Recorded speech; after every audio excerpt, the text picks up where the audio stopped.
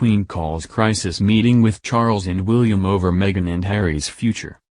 The Queen has ordered a crisis meeting between royal households to try to resolve the situation after Meghan Markle and Prince Harry announced they would be stepping down from their roles as senior members of the royal family on Wednesday evening.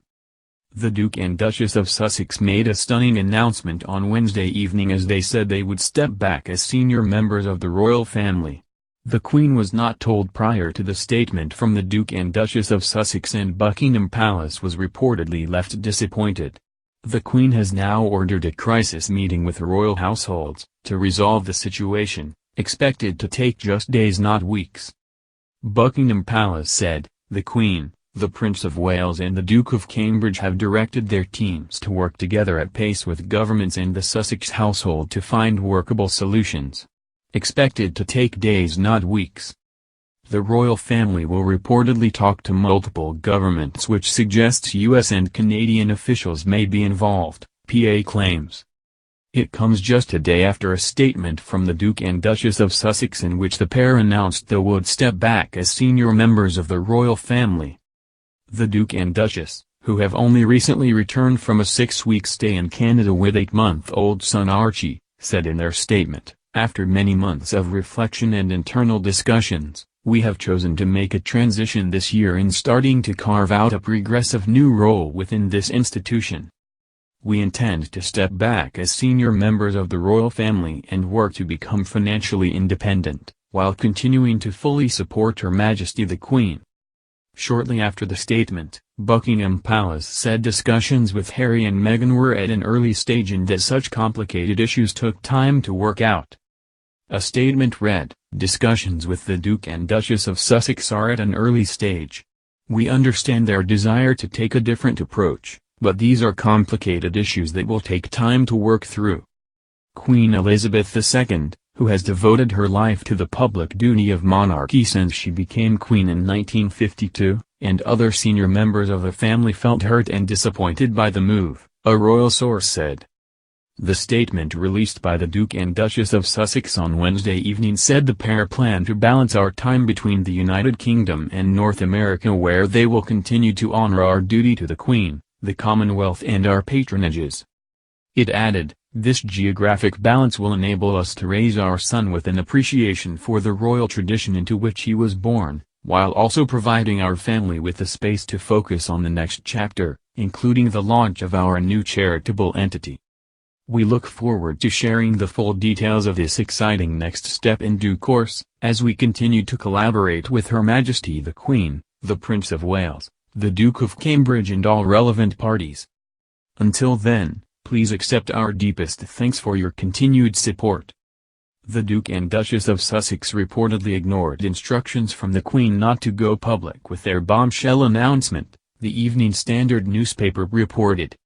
The Queen, Prince of Wales and other senior royals were not consulted about the content of the couple's statement or knew it was to be issued.